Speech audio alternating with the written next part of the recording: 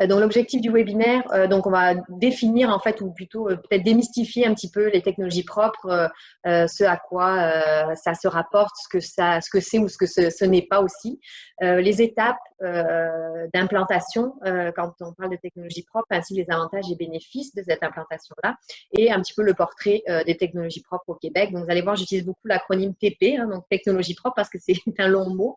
Vous allez m'entendre souvent dire TP.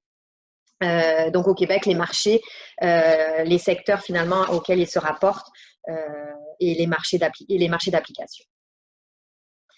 Un bref mot sur Ecotech Québec pour ceux qui ne nous connaissent pas, c'est une grappe en technologie propre, donc ça existe depuis 10 ans au Québec. C'est une des premières organisations du genre au Canada en fait. Qu'est-ce que fait une grappe? Bon, qu'est-ce que fait Ecotech Québec, mais qu'est-ce que fait une grappe en général? C'est de rassembler tous les acteurs, dans ce cas-ci, des technologies propres de l'écosystème. Donc on parle évidemment des entreprises qui mettent en marché des technologies propres, mais on parle aussi des entreprises qui les utilisent, ainsi que de tout l'écosystème financier et de recherche et développement qui tourne autour de ces innovations-là. Donc, c'est vraiment tout le monde, le rôle d'accélérer le développement et l'adoption des innovations. L'objectif que s'est donné Ecotech, c'est évidemment d'aider les entreprises du Québec à améliorer leur compétitivité et leur bilan environnemental, puisque, comme on va le voir, c'est ce dont les technologies propres sont capables de faire. Donc, définition d'une technologie propre. Bon, on en a entendu beaucoup parler sur les dernières années. C'est un peu devenu un mot à la mode, il faut quand même le dire. Qu'est-ce que ça recoupe exactement? Je vais vous en parler un petit peu après. Juste vous dire au niveau gouvernemental qu'est-ce qui est sorti en lien avec ces technologies propres-là. Il y a évidemment le plan d'action pour la croissance et les technologies propres du Québec 2018-2023 qui vient avec une enveloppe budgétaire. Ça, c'est au niveau du gouvernement du Québec. On a aussi des appels à projets dans lesquels on entend souvent ce mot arriver. À l'automne 2019, il y en a eu 2 notamment pour développer les TP dans les secteurs agroalimentaires, miniers, forestiers, des secteurs de transformation aussi. Au niveau fédéral aussi, on en entend beaucoup parler. On a le carrefour de la croissance propre. Il y a eu un budget en 2017 qui est sorti, donc 2,3 milliards de dollars pour soutenir les technologies propres au niveau surtout de la croissance et de l'exportation des entreprises. Donc, bref, c'est un mot qu'on entend beaucoup, qu'on voit dans les médias régulièrement. Qu'est-ce qu'il veut dire exactement? Il n'y a pas de définition internationalement reconnue, mais il y a quand même disons des éléments de base. Donc, on parle d'une technologie propre comme d'un bien, un matériau, un équipement ou un produit qui vient évidemment diminuer les impacts environnementaux tout en améliorant les impacts économiques et sociaux. Ça, c'est vraiment la définition de base, on va dire, des technologies propres. Au niveau d'Ecotech Québec, on a voulu vraiment, on les a précisés un petit peu plus, disons pour donner un petit peu plus de détails autour de la définition. C'est donc des innovations vertes qui visent 3 choses. Il faut qu'elles soient écologiquement efficaces. Donc, encore une fois, on parle de l'impact environnemental, il faut qu'il soit réduit. Économiquement avantageuse pour l'entreprise qui la met en place, donc qui offre à son utilisateur des bénéfices opérationnels ou commerciaux évidents. Évidemment, socialement responsable puisqu'elle contribue à une meilleure qualité de vie par la réduction des impacts négatifs sur la santé. Donc, on est dans des définitions quand même très environnementales ou liées au développement durable. Dans la question qu'on s'était posée avec Mylène dans la définition un petit peu de ces technologies-là, parce qu'on entend différentes choses aussi. Alors, on voulait faire des distinctions avec certains termes qu'on entend aussi dans ce monde-là des technologies propres. Technologie propre versus technologie verte. Alors, les avis vont différer à l'international sur ça, probablement, mais du côté d'Ecotech Québec, on fait la distinction entre une technologie propre et une technologie verte dans le sens où les technologies vertes, ou aussi appelées les technologies environnementales, sont des technologies qui ont été développées assez largement dans les années 70-80. C'était des technologies qui étaient poussées par la réglementation environnementale et elles venaient poser des actions correctives. Donc, si je vous donne un exemple, par exemple, les filtres de cheminée sont une technologie environnementale.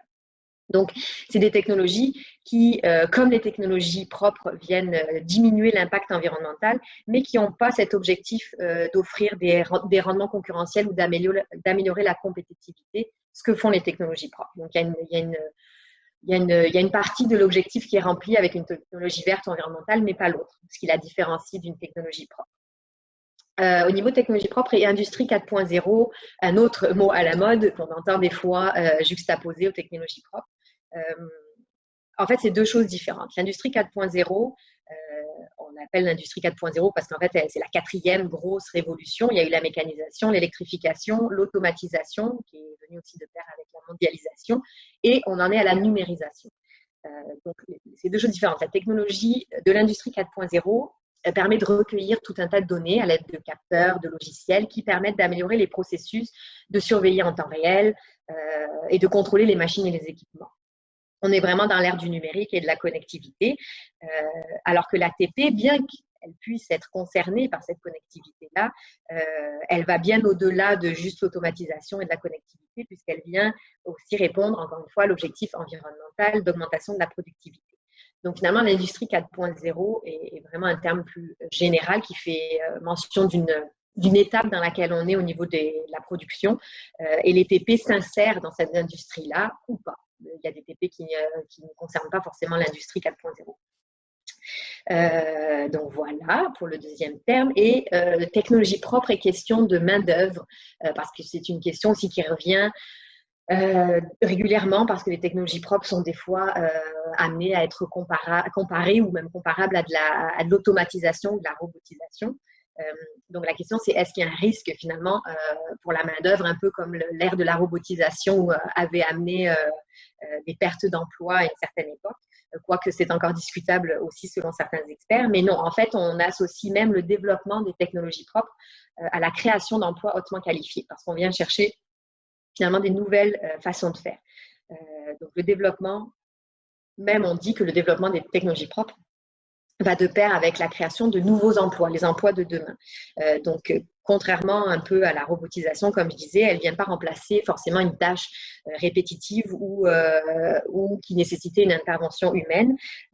Elle vient plutôt compléter ou changer un processus pour le rendre plus vert, voire créer même complètement un nouveau produit ou un nouveau service qui respecte les principes de développement durable.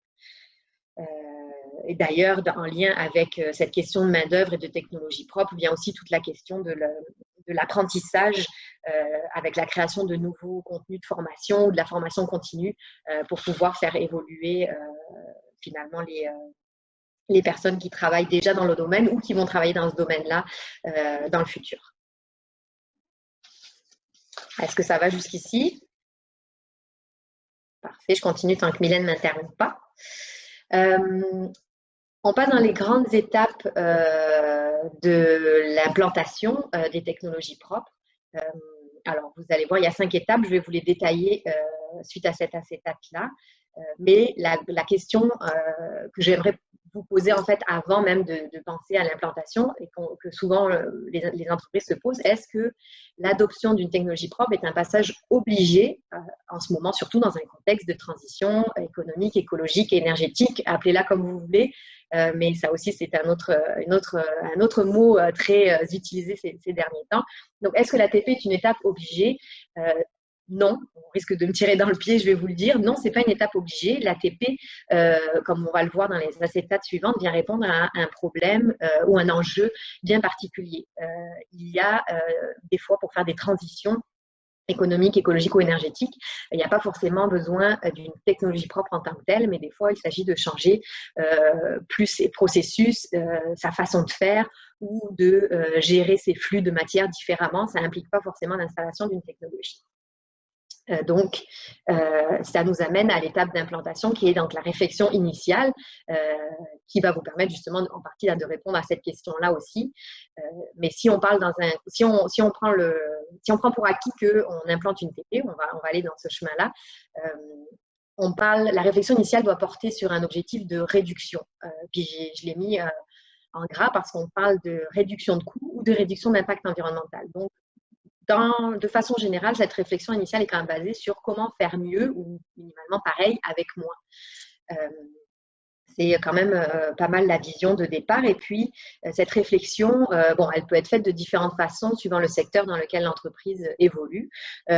Moi, j'en ai sorti 2 auxquels je pense tout de suite. On peut faire cette réflexion basée sur une vision chaîne de valeur. Donc, on regarde ces enjeux de consommation, ou d'approvisionnement, donc l'énergie, les intrants, etc. On regarde ensuite ces enjeux de production du produit ou du service. Donc là, on regarde tous les enjeux de procédé ou de processus. On peut ensuite regarder les enjeux avec le produit fini, donc tout ce qui est l'emballage, la livraison, etc. Donc ça, c'est vraiment la vision. On regarde de la chaîne de valeur au complet, de la consommation initiale à la production du produit ou du service. On peut aussi avoir cette réflexion de façon plus globale sur la vision qu'on dirait des 3 R, donc c'est-à-dire comment réduire de façon générale sur tout l'ensemble de l'entreprise, comment réutiliser, recycler, évidemment valoriser à la fin. Donc une autre réflexion, mais qui est tout aussi valable. Dans les 2 cas ou dans tous les cas de réflexion, se faire accompagner est une bonne idée. J'ai mis se documenter entre parenthèses, mais en fait, ça viendrait même avant se faire accompagner.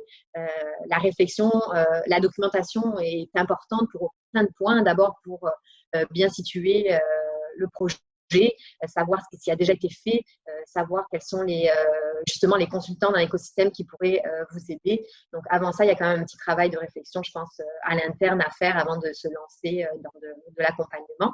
Se faire accompagner est toujours une bonne idée parce que il y a des experts dans ces domaines-là. Puis souvent, ils seront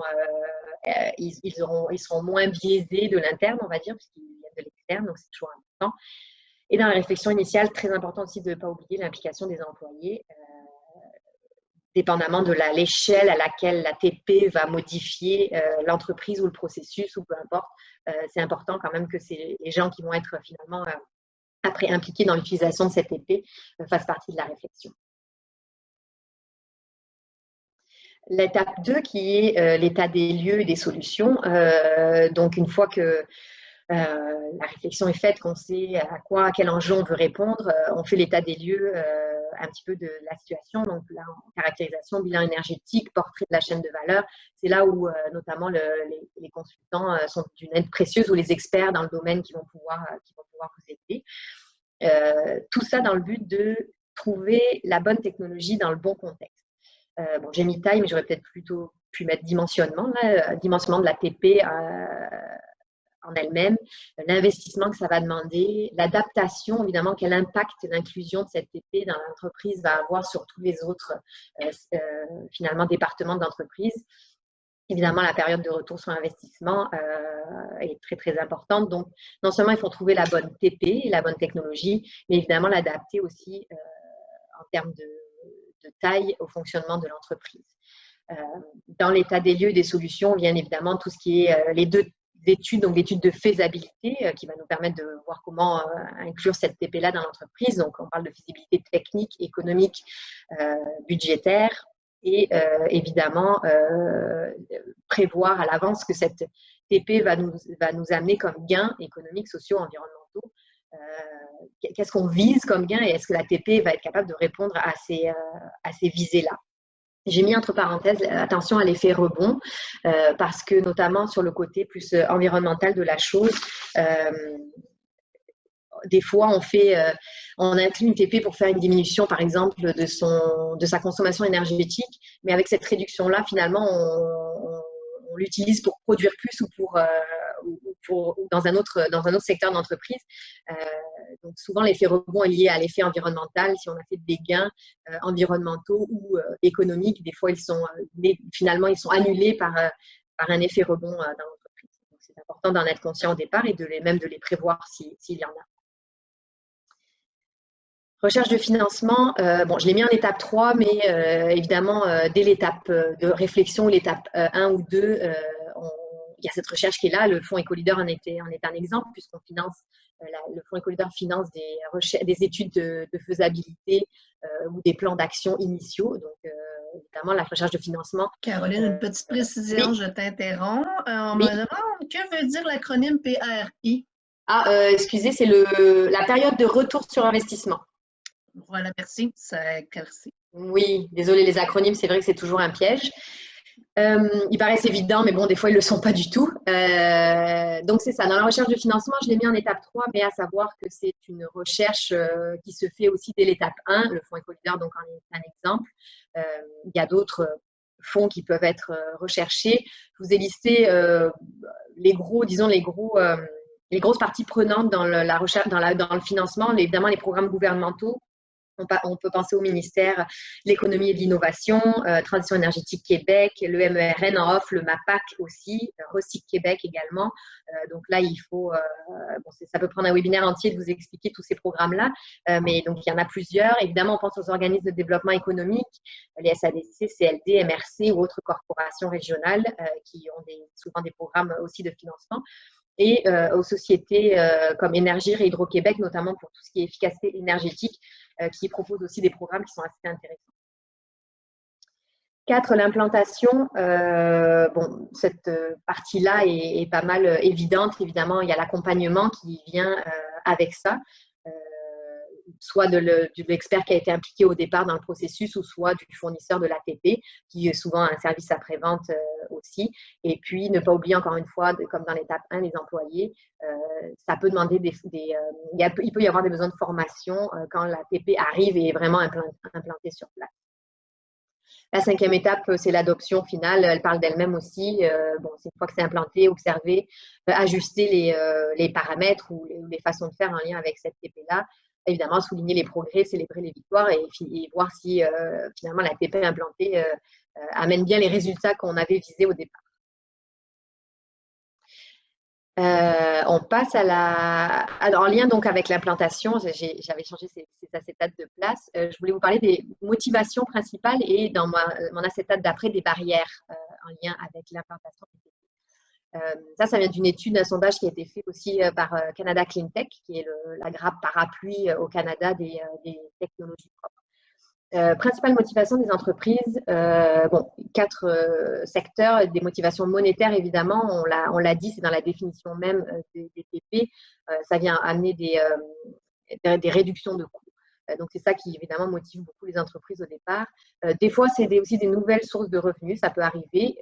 Évidemment, les incitatifs financiers gouvernementaux. Bon, ça a été classé dans motivation monétaire, mais je pense que c'est surtout ce qui permet à l'entreprise de passer le pas, de vraiment implanter l'ATP, parce qu'évidemment, ça vient aider financièrement. Des motivations plus marketing, donc évidemment, c'est un positionnement concurrentiel, ça vient renforcer l'image de marque de l'entreprise et ça vient donner une unicité un peu au produit dans certains secteurs, donc une différenciation. Il y a des motivations de conformité. Alors, ceux-là sont un petit peu plus discutables parce que, comme je vous disais, l'ATP n'est pas normalement censée être implantée pour répondre à une conformité réglementaire. Elle vient un petit peu au-delà de ça.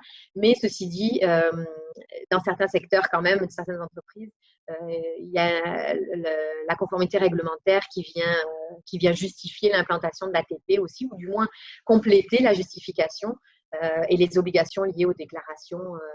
On pense aux déclarations d'émission. Au niveau conformité aussi, ça peut être une conformité interne, c'est-à-dire que l'entreprise a développé un plan stratégique de développement durable ou un programme de responsabilité sociale, et donc l'ATP vient répondre à ces programmes qui sont internes.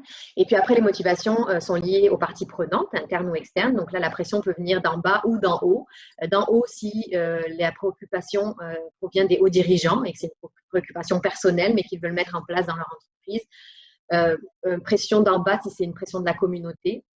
Et puis, évidemment, dépendamment si l'entreprise est cotée en bourse ou à des actionnaires, investisseurs, la pression peut venir aussi des parties prenantes actionnariale ou au niveau de l'investissement. Donc ça, il y a tout un tas d'autres motivations, mais c'est vraiment là vous avez les principales dans chacun des secteurs finalement qui touchent à l'entreprise. Au niveau des barrières, bon, elles sont catégorisées seulement en 2 catégories principales, c'est des raisons financières et organisationnelles. La première, et de loin, c'est le manque de budget. C'est des entreprises qui ne sont pas qui n'ont pas les fonds en fait pour implanter ces TP-là. En lien avec ça, il y a le faible retour sur investissement. Je trouve que les deux sont assez liés. En général, s'il y a un manque de budget, si on va chercher des aides justement pour implanter ça, on veut qu'un retour sur investissement, la période de retour sur investissement justement soit assez rapide, ce qui n'est pas toujours le cas quand c'est des gros investissements qui sont à faire, et les délais de récupération inacceptables. Au niveau organisationnel, bon, autant je vous disais dans l'acétate d'avant, il y a des préoccupations personnelles des hauts dirigeants qui peuvent favoriser l'implantation d'une TP, autant ça peut être complètement l'inverse et c'est pas une priorité de la direction ou voire même pas je veux dire, c'est pas considéré dans j'ai le terme en anglais, je m'excuse, le core business de l'entreprise n'est pas porté vers cette amélioration-là. Donc, forcément, ça devient une barrière à l'adoption. Souvent aussi, l'investissement en technologie propre est quand même quelque chose d'assez conséquent en général. Des fois, oui, mais quand même, ça peut aussi l'être. Donc, ça doit faire partie de la stratégie d'investissement de l'entreprise. Si ce n'est pas considéré, forcément, c'est une barrière de plus à sauter avant qu'on passe à une vision d'adoption. Et puis, vu que les TP agissent beaucoup sur la réduction des coûts, donc des intrants, c'est sûr que la politique d'approvisionnement, s'il n'y en a pas, ça va être une première barrière à sauter aussi pour passer à l'adoption. Parmi les autres raisons, une qui est quand même très importante, c'est la technologie est trop risquée ou non prouvée. C'est sûr que dans le monde des technologies propres, on est dans un monde d'innovation. Donc, on est dans des choses assez nouvelles qui sont des fois, en effet, non prouvées ou qui ne sont pas utilisées de façon large. Donc, qui sont jugées trop risquées ou c'est ça. Souvent, c'est l'analyse de risque qui vient mettre une barrière à l'adoption. Ça va pour ça. Bénéfices des technologies propres, on en a déjà couvert pas mal. Je vais tous les sortir tout de suite. Voilà.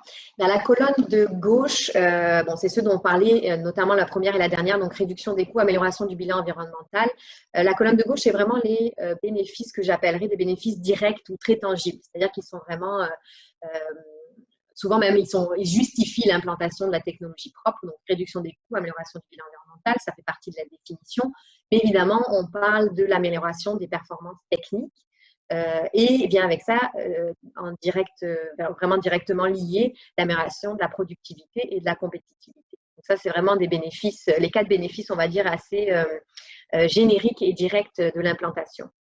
Sur la colonne de droite, vous verrez, ce sont des objectifs, des bénéfices, pardon, un petit peu plus indirects ou disons qu'on pourrait dire avec effet rebond positif. Donc, l'instauration d'un climat d'innovation, une nouvelle technologie qui vient là, évidemment, ça vient stimuler un petit peu le climat à l'intérieur de l'entreprise.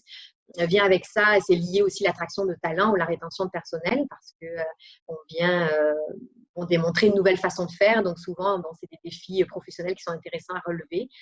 L'amélioration de l'image corporative, même si ce n'est pas un des premiers objectifs, ça vient souvent avec. Les technologies propres, de par leur définition, viennent directement impacter cette image corporative-là.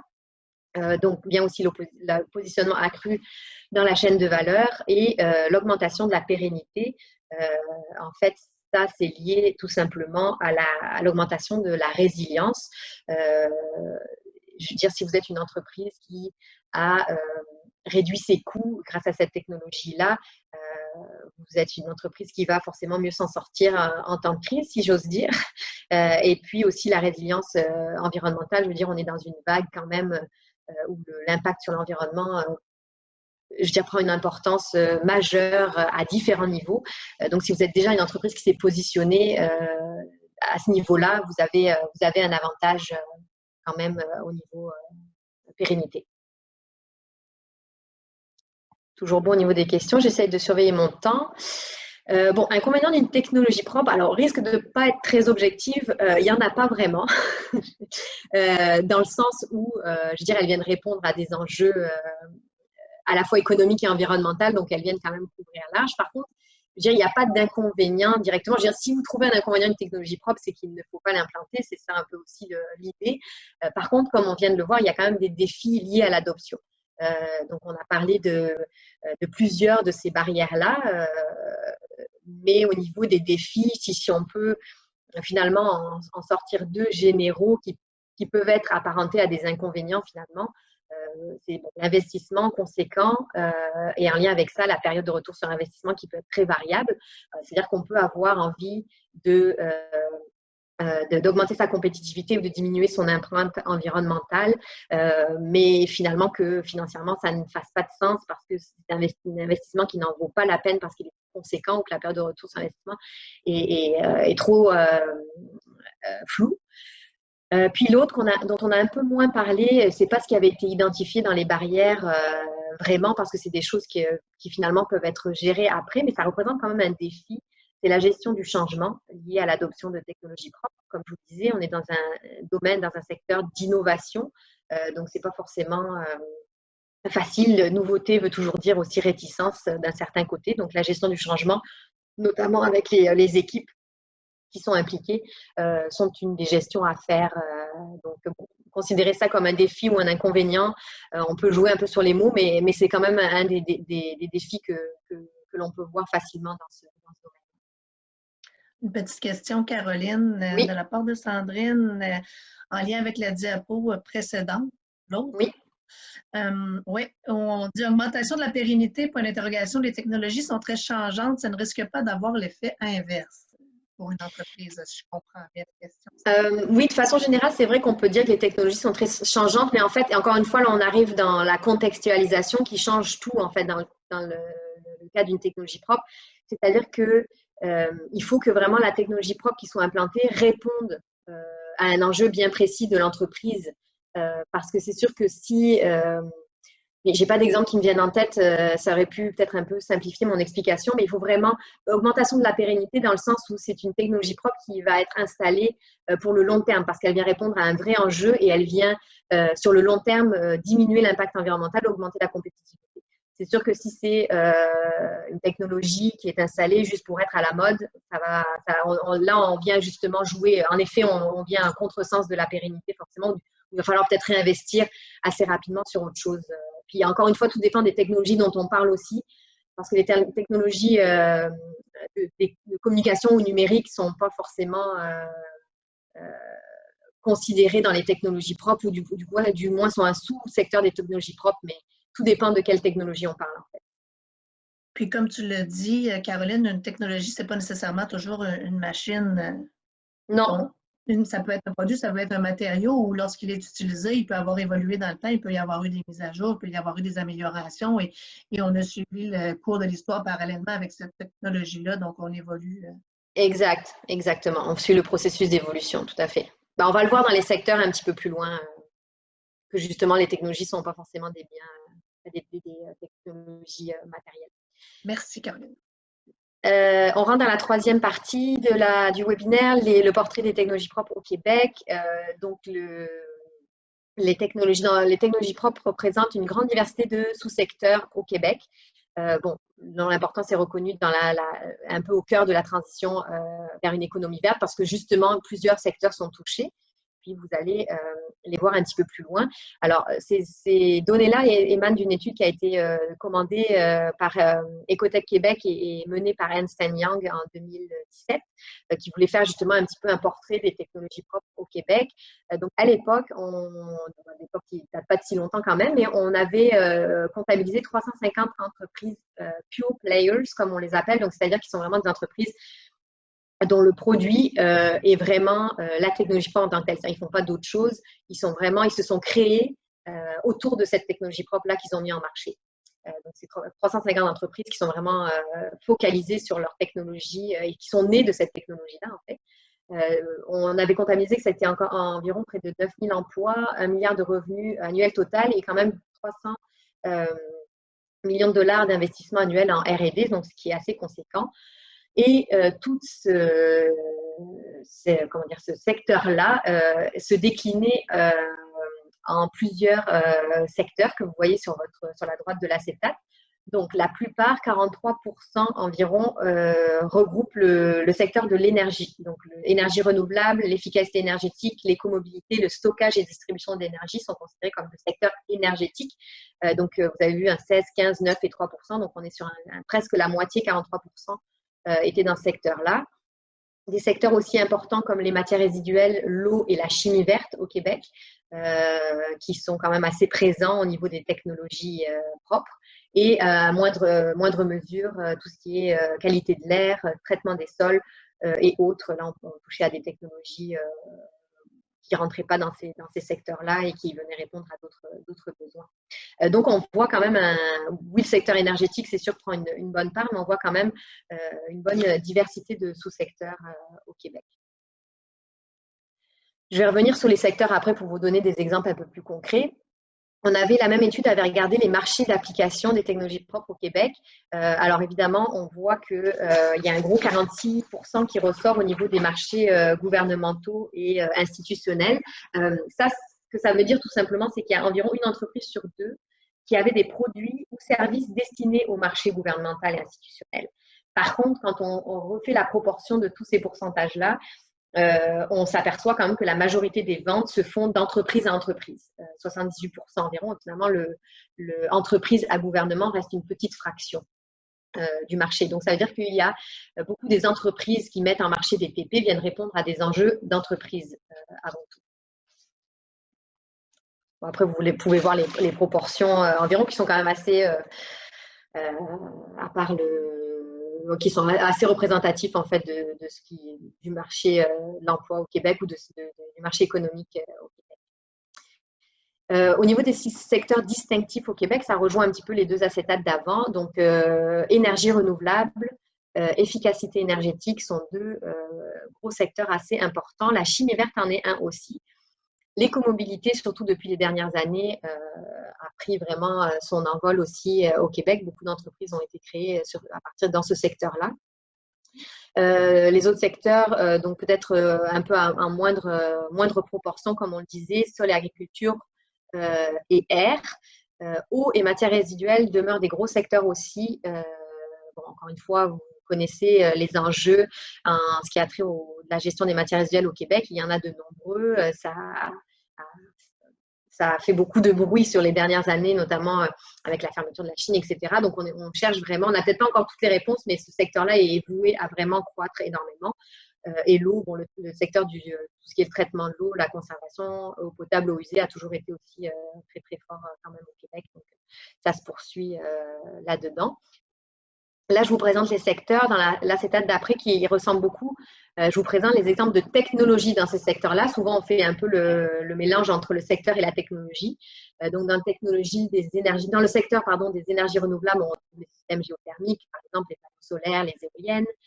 Dans le secteur de l'efficacité énergétique, on retrouve tout ce qui est les équipements de chauffage et ventilation efficaces, les murs solaires passifs, par exemple, donc tout ce qui vient favoriser l'efficacité énergétique et la réduction finalement d'énergie aussi, d'intrants énergétiques. La chimie verte, on parle des biocarburants, des plastiques biosourcés et des procédés. L'écomobilité, évidemment, des véhicules électriques ou hybrides ou des bornes de véhicules électriques.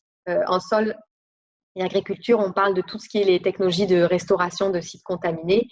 On a mis sol et agriculture ensemble. On parle aussi du côté agricole, de tout ce qui est fertilisant écologique. L'agriculture, en fait, en soi, est un secteur assez important parce qu'il couvre, en agriculture, on peut faire l'efficacité énergétique aussi, on peut évidemment travailler avec les fertilisants écologiques, on peut faire de l'irrigation de précision, on peut faire plein de choses en agriculture, donc celui-là est un secteur en soi. L'eau, tout ce qui est traitement des eaux usées industrielles notamment. Une question, Caroline, oui. Excuse-moi de t'interrompre. Parce que tu parlais des sols et agriculture, est-ce qu'on peut inclure le secteur des tourbières? Oui, c'est vrai que tu m'avais dit qu'il y avait plusieurs participants des tourbières. Oui, le secteur des tourbières tomberait dans ce secteur-là, évidemment. Merci.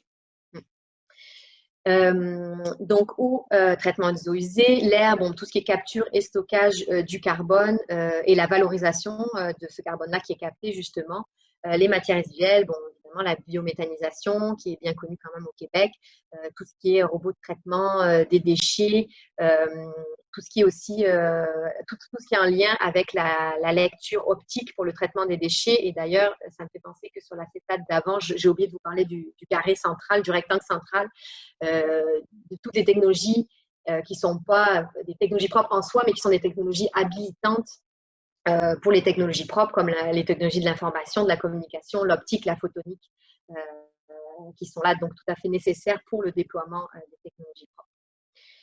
Ça couvre ici, puis c'est ça en lien avec, en tout cas, s'il y a des questions avec les tourbières, on pourra les traiter après, mais j'avais fait quand même quelques recherches pour voir s'il y avait des technologies propres qui s'appliquaient en particulier aux tourbières. J'ai trouvé des choses qui étaient à l'étude, mais pas forcément des choses très évidentes. S'il y a des questions, on pourra en discuter. Je vous ai sorti, donc après on arrive là dans les exemples. Donc je suis à la fin de ma présentation. Je vais essayer de les passer vite parce que j'ai déjà dépassé un petit peu. Puis s'il y a des questions sur les exemples en particulier, on pourra y revenir. Mais je vous ai sorti des cas concrets en fait d'implantation, d'adoption de technologies propres. Bergerie du Faubourg qui est dans la région du Bas-Saint-Laurent, donc qui a remplacé sa génératrice donc au combustible fossile par une mini-centrale d'énergie renouvelable, donc directement sur site. L'expert impliqué était Audace Technologies dans ce cas-ci. Impact et bénéfices, vous pouvez les voir en même temps que moi. Évidemment, des économies de carburant, des frais d'électricité réduits. Et là, ils ont même mis le système qui avait été rentabilisé sur 3 ans, donc c'est quand même tout à fait raisonnable. Pour l'écosystème, réduction de GES et des risques de déversement de carburant, ça paraît évident. La fromagerie des Basques, également aussi sur le territoire, donc carrément qui ont implanté une usine de biométhanisation pour traiter ces effluents de lactosérum. Donc, production, ils ont couplé ça avec une production de biogaz, évidemment, tant qu'à faire de la biométhanisation sur place, pas seulement pour traiter les effluents, mais pour produire de l'énergie. Production donc de 430 000 kW de gaz équivalent, donc une économie d'huile utilisée et d'énergie de façon générale. Pour l'écosystème, évidemment, le lactosérum qui est traité permet de réduire les charges organiques, donc c'est plus facilement traitable après. Puis, évidemment, le lactosérum n'est plus transporté pour être traité autre part. Je pense que j'en ai 2 autres exemples que je vous ai sortis de d'autres régions. Resto Plaisir qui a mis en place un robot de gestion de résidus alimentaires sur place. Donc, les résidus sont transformés en boue. C'est un système qui n'utilise pas d'eau, donc qui est très économe et efficace pour cette ressource-là. Pareil, des économies assez substantielles par mois pour… en fait, le Resto Plaisir, c'était 2 restos. Donc, le robot était implanté dans 2 restaurants de la chaîne Resto Plaisir. Donc, des économies de matériel, d'énergie, mais de ressources humaines aussi, qui traitaient finalement cette matière-là au lieu de faire autre chose dans le restaurant. Économie, réduction des GES, encore une fois, et de l'utilisation de sacs plastiques pour gérer la matière.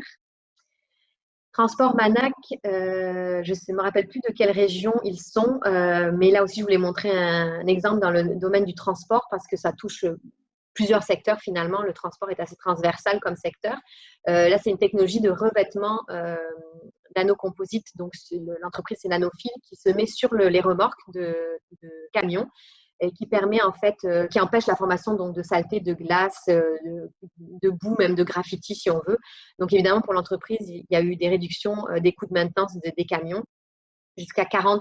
En fait, c'est 1% qui n'a pas apparu, mais je vous le dis, c'est 40%.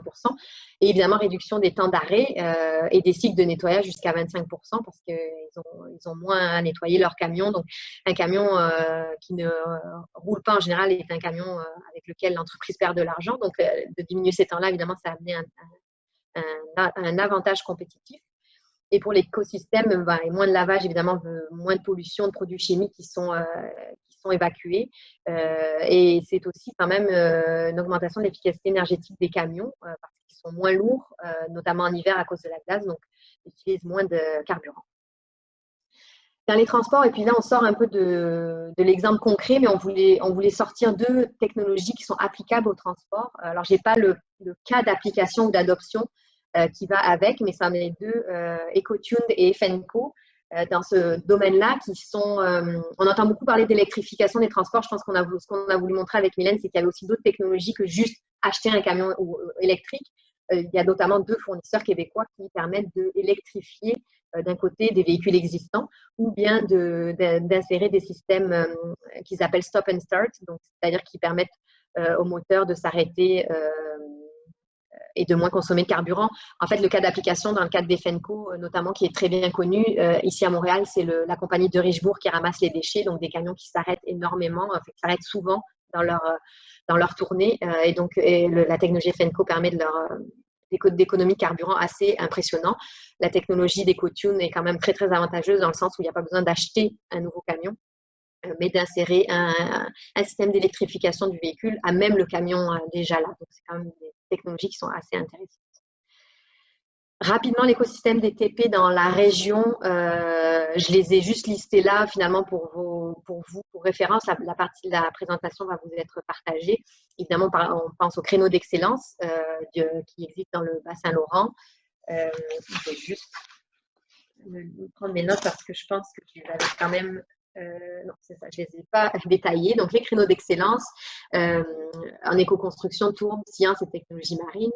Les CCTT, optique photonique, bioproduits, biotechnologie marine, tourbe et agro-environnement, transformation de produits forestiers qui sont là, et les organismes de développement économique, qui sont tous des acteurs qui sont là, tant au niveau financier ou technique, qui vont permettre de vous faire avancer dans l'écosystème et l'implantation des TP.